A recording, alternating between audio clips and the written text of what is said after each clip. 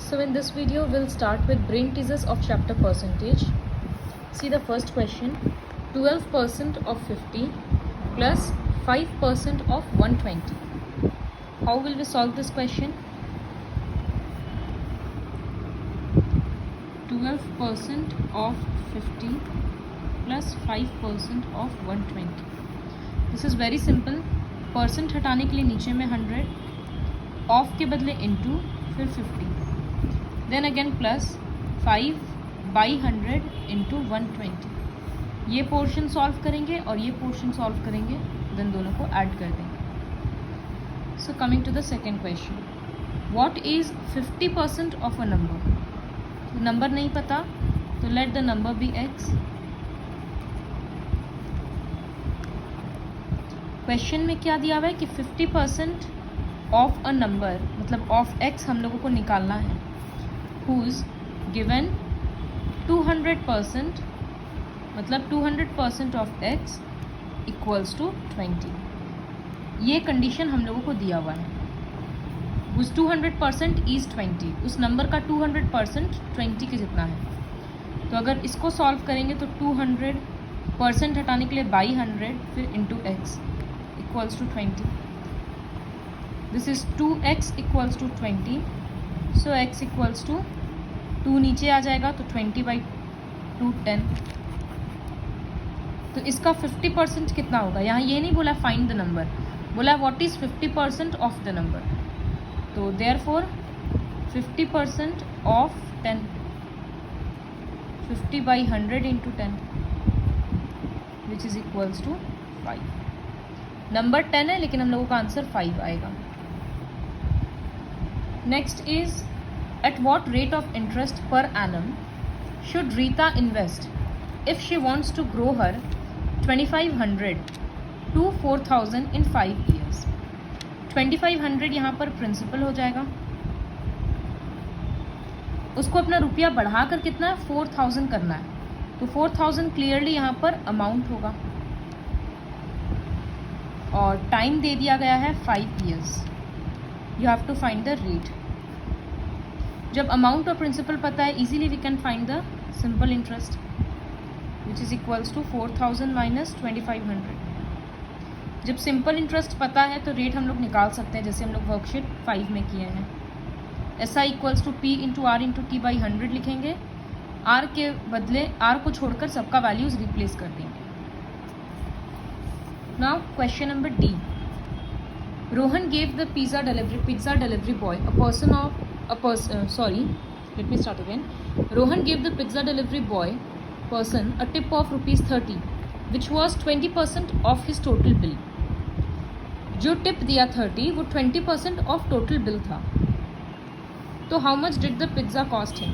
Actually हम लोगों को टोटल बिल निकालना है सबसे पहले. तो let the total bill be x. Tip equals to कितना था 20% ऑफ दिस बिल, मतलब 20% ऑफ एक्स. टिप का वैल्यू था 30, तो 30 equals to 20/100 into x. Cross multiply कर देंगे, so x equals to 30 into 100/20. So x equals to 5. So just wait a minute.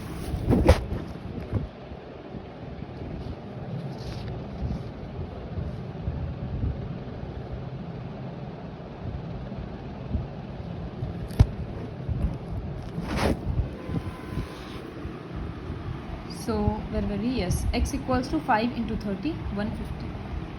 So the cost of pizza was actually 150. Now question number E. In a country, there are 215 highway accidents associated with drinking alcohol. Out of these, 113 are caused by excessive speed. Approximately what % of accidents are related to are speed related? तो total accidents पता है. जब total पता है तो हम लोगों को एक्स लेने का ज़रूरत नहीं है. स्पीड रिलेटेड परसेंट निकालना है, स्पीड का भी नंबर पता है. तो what will do is 113/215 into 100. Total portion नीचे में और परसेंट लाने के लिए ऊपर में 100. I am dividing both the numbers by 5, so this is 43. अब ये डिवाइड नहीं हो रहा है तो इन दोनों को मल्टीप्लाई करेंगे 2260 by 43%. Approximately this is equals to 52.5%. अब इसको राउंड ऑफ करेंगे तो 53 आएगा.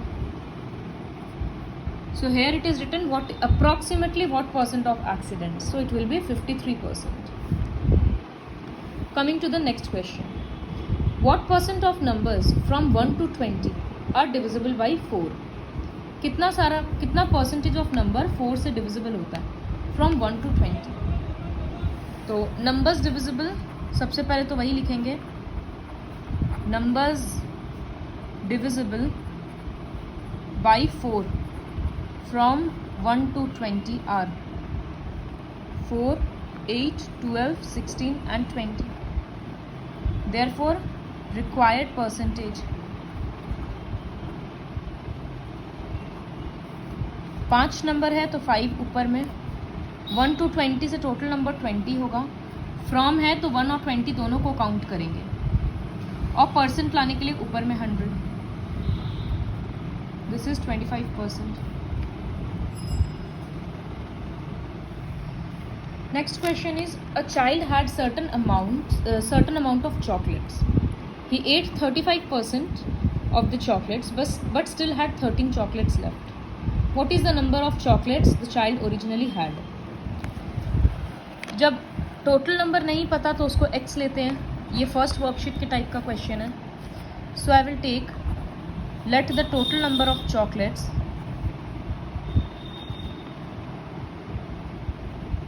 equals to x. Percent of chocolates he ate equals to 35%. तो कितना चॉकलेट बचा है परसेंट ऑफ, तो percent of chocolates left, total percent 100 होता है तो 100 minus 35% which is equals to 65%. 65% chocolates बचा है बट हम लोगों को चॉकलेट का क्वांटिटी भी पता है कि 13 चॉकलेट्स बचा है. तो I can write therefore 65% of x, इसका मतलब chocolates remaining equals to number में भी लिख दिए. तो this is 65 by 100 into x equals to 13. Cross multiply करेंगे तो आंसर मिल जाएगा. सो बार बार यही चीज़ याद रखना है कि अगर टोटल पोर्शन नहीं पता तब x लेंगे, अदरवाइज नहीं लेंगे. Now coming to the next question number C. How many more squares must be shaded so that 30% of the figure is unshaded? सबसे पहले तो ये देखेंगे कि अगर 30% unshaded है तो shaded कितना होगा. Obviously 70%. So I will write percent of unshaded region equals to 30%. तो परसेंट ऑफ शेडेड रीजन, तो शेडेड रीजन होगा 100 माइनस 30%, 70%. टोटल बॉक्सेस कितना है उसमें, squares, total squares equals to, if I will count like this 1 2 3 4 5, I will count, then I will get 20. So total squares equals to 20. इसका मतलब therefore number of shaded boxes equals to कितना होना पड़ेगा, 70% of 20. 70% shaded region था तो उसके लिए कितना बॉक्स को शेड होना पड़ेगा, 70 by 100 into this. So 14 boxes को होना पड़ेगा. बट अभी शेड कितना किया हुआ है, वो पिंक वाला पोर्शन काउंट करेंगे 1 2 3 4 5 6 7 8 बॉक्सेस ही शेड किया हुआ है और टोटल 14 होना था. Therefore 14 minus 8, 6 boxes are to be shade. So I will write therefore number of boxes left to be shaded equals to 14 minus 8, 6 boxes. Now question number D. A bucket of 20 liters is 35% full. यहाँ पर हमको total quantity पता है, bucket का total quantity होगा 20 litres, तो इसमें x लेने का ज़रूरत नहीं है। अभी वो बकेट 35% फुल है, उसमें और कितना पानी डालेंगे ताकि वो 65% फुल हो जाए। तो पहले तो परसेंट्स को, जब हम लोग को टोटल क्वांटिटी पता है तो हम लोग उसको लीटर में कन्वर्ट कर लेते हैं। तो I will write 35% of 20 litres equals to 35 by 100 into 20, ये 5 से कट हो गया एंड 7। सो अभी बकेट में 7 लीटर्स पानी है, उसमें कितना पानी अभी लाना है, मतलब टोटल कितना करना है 65%। तो 65 by 100 into 20 litres, so this is equals to 13 liter. So therefore quantity of water to be added, कितना सिंपल क्वेश्चंस है। टोटल 13 लीटर करना है, अभी 7 लीटर है, तो 13 minus 7, 6 liters of water we have to add. Then question number E. Mr. Sanjay deposited rupees 15,000 in the bank for his 5-year-old daughter. As he wishes to give his daughter the amount of 21,000 on her 13th birthday. वो कितना रुपया deposit करेंगे 15,000, इसका मतलब principal होगा rupees 15,000, time निकालेंगे, amount निकालेंगे, उनको कितना अमाउंट देना है 21,000, इसका मतलब अमाउंट हो गया रुपीज़ 21,000। वो अपनी बेटी का 5th बर्थडे पे डिपॉजिट करेंगे, 5 ईयर ओल्ड की है और 13th बर्थडे पर उनको वापस चाहिए। तो टाइम पीरियड कितना होगा 13 minus 5, 8 years. We have to find the rate of interest. Since amount and principal are given, so we can find SI, amount minus P, 21,000 minus 15,000, 6,000. Now easily we can find rate of interest. 6,000, that is SI, equals to principal into rate into time by 100. Now we can cross multiply and we'll get our R. Question number 2. Again this question is very important. Rahul sold a watch. ये Mr. A, B और C वाला question के जैसे है। So Rahul sold a watch to Sohan at a gain of 10%. तो पहला transaction यहाँ पर क्या हुआ, राहुल टू सोहन, गेन था 10% का। उसके बाद Sohan sold it to Mohan, so Sohan to Mohan, उसके टाइम पे लॉस हुआ, लॉस परसेंट है 10%। इफ मोहन पेड रुपीज़ 990, जब मोहन रुपया देगा तो सोहन के लिए क्या होगा, सेलिंग प्राइस हो जाएगा। सो SP इक्वल्स टू रुपीज़ 990। जब यहाँ लॉस और सेलिंग प्राइस पता है तो यहाँ हम लोग डायरेक्टली फॉर्मूला अप्लाई करके कॉस्ट प्राइस निकाल सकते हैं। Cost price equals to SP into 100 by 100 minus loss percent. So this is equals to SP के बदले 990 into 100 by 100 minus loss के बदले 10, तो 100 minus 10 90%. This is equals to 1100.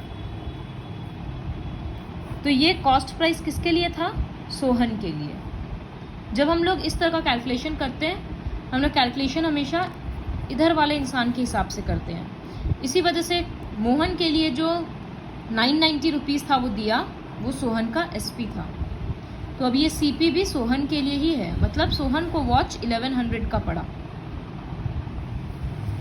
तो I will write CP for Sohan equals to, अगर सोहन को घड़ी 1100 में पड़ा, इसका मतलब वो जिससे लिया उसको 1100 दिया, तो राहुल के लिए सेलिंग प्राइस हो गया। So SP for Rahul, CP for Sohan equals to SP for Rahul. which implies SP for Rahul equals to ₹1100. तो अब हम लोगों को इस केस में सेलिंग प्राइस भी पता चल गया, तो हम लोग राहुल के लिए कॉस्ट प्राइस निकाल सकते हैं. So again I will write that Rahul to Sohan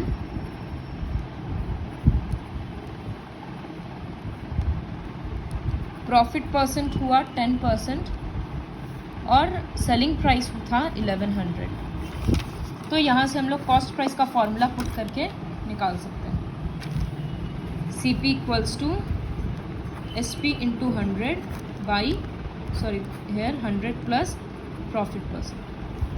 So instead of SP I will write 1100 into 100 by 100 plus 10% मतलब 110 plus 0 कट गया, ये 10. So 10 into 100 is ₹1000. तो अगर राहुल को घड़ी 1100 का पड़ा, इसका मतलब original cost of watch equals to ₹11,000. or it is directly written find the price paid by Rahul, so I will write price paid by Rahul equals to ₹1000. ये डबल ट्रांजैक्शन वाला क्वेश्चन को थोड़े ध्यान से करना है. Next question is question number 3. In a school there are 50 teachers. 30% of them are men and rest are women. If 60% of male teachers are married, find the number of married male teachers. इसमें women का कोई काम नहीं है, तो ये part को ignore करेंगे. First thing observe that which you have to observe is you already know the total number of teachers, so we don't have to assume anything here. We will directly write total teachers equals to 50. So number of male teachers